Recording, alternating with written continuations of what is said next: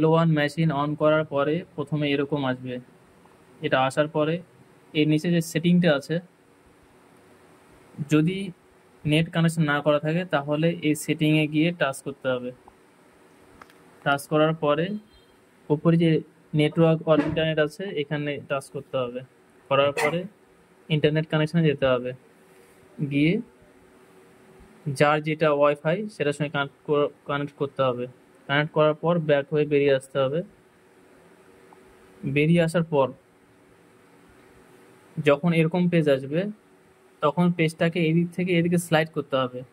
করার পরে 2 নম্বরে ডিবিটি অপশনটা আছে, ডিবিটি অপশনে টাচ করলাম। একটু সময় নেবে যেহেতু অ্যান্ড্রয়েড মেশিন।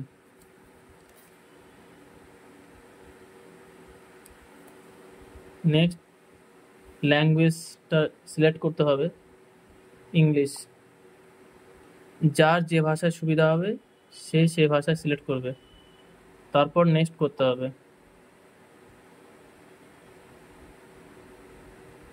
তার আগে একবার উপর থেকে টেনে নামিয়ে ফিঙ্গারপ্রিন্টটাকে অন করতে হবে। অন হয়ে গেল, ব্যাক। রেডি। এখানে আইডি দিতে হবে।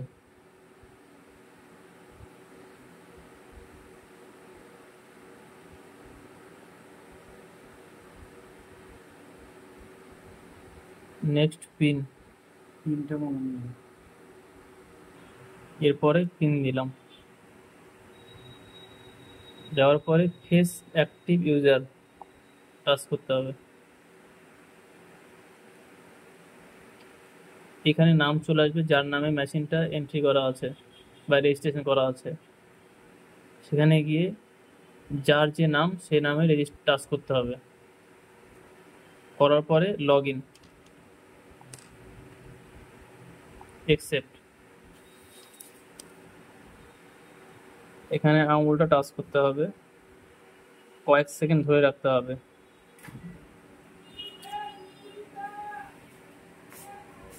Okay, complete.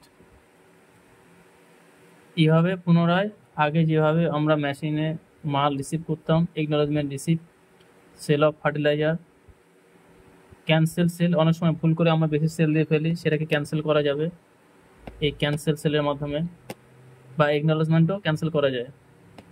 আর রিপোর্ট দেখানোর জন্য এখানে। নমস্কার।